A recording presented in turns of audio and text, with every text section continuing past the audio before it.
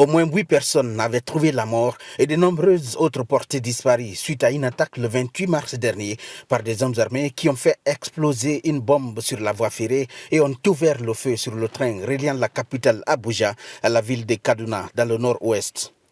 Ce n'est pas tout.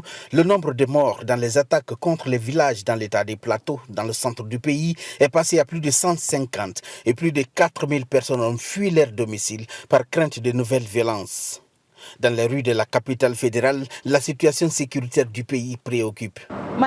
Je suis choquée à chaque fois que j'entends parler d'une explosion ou d'un enlèvement. Le kidnapping est devenu le plus grand business au Nigeria aujourd'hui. Et le gouvernement ne fait rien. C'est vraiment terrible. Les gens ne voyagent plus, on ne peut plus aller nulle part.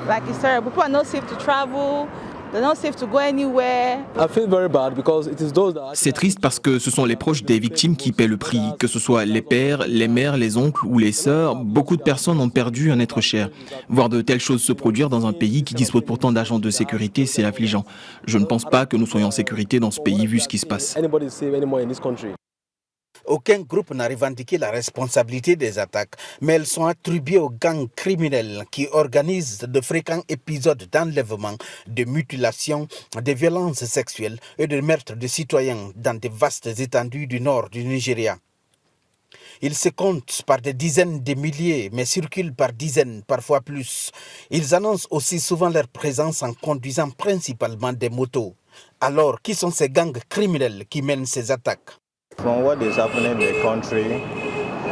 Avec tout ce qui se passe en ce moment, on entend régulièrement parler de bandits, comme on les appelle communément, de Boko Haram ou encore du groupe ISWAP. Donc je pense que ce sont ces groupes qui terrorisent le Nord-Ouest. Ils sont responsables de ces attaques. On pense aussi que de nombreux groupes comprennent principalement des Peuls, notamment des éleveurs et des mercenaires de la région ainsi que d'autres pays voisins. À plusieurs reprises, ils ont enlevé des écoliers dans diverses parties des États nigérians du Nord-Ouest.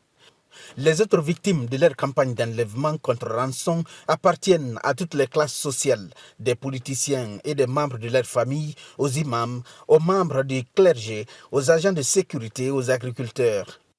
They are our blood. They are part of us. Ils vivent parmi nous, nous les connaissons bien. Aucun responsable local dans les zones où opèrent ces groupes ne peut m'assurer qu'il ignore qui sont leurs leaders ou encore ceux qui leur fournissent des informations. En décembre 2020 et août 2021, plus de 1000 élèves et membres du personnel scolaire ont été enlevés. Au cours des 6 mois suivants, pas moins de 343 personnes ont été tuées, tandis que 830 autres ont été enlevées par des criminels entre juillet et septembre 2021 dans le seul état de Kaduna, selon les chiffres du gouvernement de l'État.